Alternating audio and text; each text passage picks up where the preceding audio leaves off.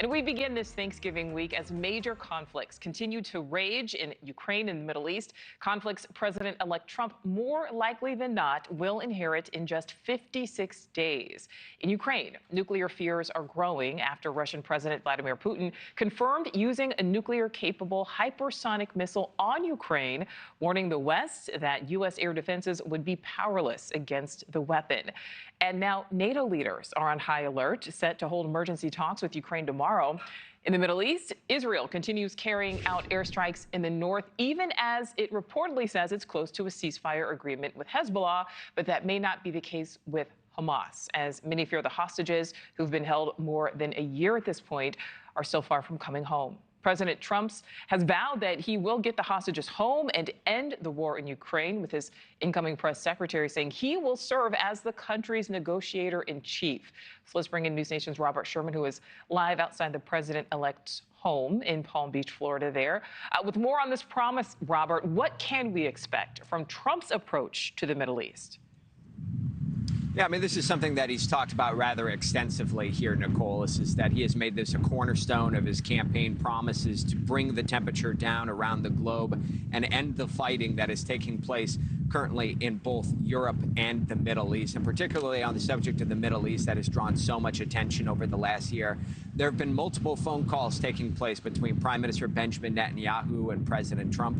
Publicly, they both said that they're on the same page. The president-elect has said that Israel will continue to have a friend in the United States and Israel will continue to get the support that it needs. But the president-elect has stated the end game here, which is a total conclusion to this war. That includes bringing hostages home, something that is still unresolved as of this hour. Every weekend in Israel, particularly the major cities such as Tel Aviv, you see these large demonstrations taking place. Some on the ground there hopeful that with President-elect coming into office, there may be a change on the horizon. Take a listen. President Trump, please, we need you to step in and take charge of the situation today. Please, do everything in your power to end this war and to bring all the hostages, including the 6 American hostages, back home. The hostages will not survive the winter. They won't even survive till your inauguration in January. Looking towards the northern portion of Israel, there have been hopes in recent days from U.S. officials that some kind of a ceasefire deal can be brokered between Hezbollah and the Israelis. But you see the situation there today, smoke rising over Beirut after a series of IDF strikes, which were preceded by rocket barrages coming from Hezbollah. So as many hold on to hope that some kind of a deal can be reached there, there's still a lot of tension in all directions in the Middle East at this hour. Nichole. All right, let's switch over to another major war. We've seen escalation in the war in Ukraine. What does the situation look like there as the president-elect prepares to take office?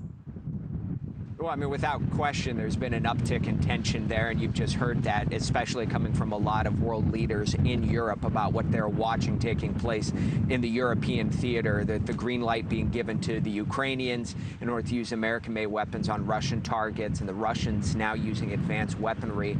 There are a lot of concerns when it comes to many of the world leaders that are operating in that region. And you saw Mark Rutte, the NATO Secretary General, having meetings here at Mar-a-Lago on Friday with President-elect Trump, talking about the security situation across the globe as well. Something else that you're watching in Ukraine right now is a fast-paced environment and many of those troops entrenching as they anticipate that there could be a very different ball game once there's a new administration in place. And the president-elect has made clear that he wants this war to end. He wants to step in and aggressively find some kind of a solution here. When pressed on this publicly, he's kept his cards very close to the vest as to exactly what his strategy will be and what the end game looks like. But he has made that clear on many calls with Ukrainian President Volodymyr Zelensky to this point. Nichole. All right, Robert Sherman live for us there in Florida. Thank you. Thanks for watching. Go to joinnn.com to find NewsNation on your screen. And don't forget to click the red subscribe button below to get more of NewsNation's fact-driven, unbiased coverage.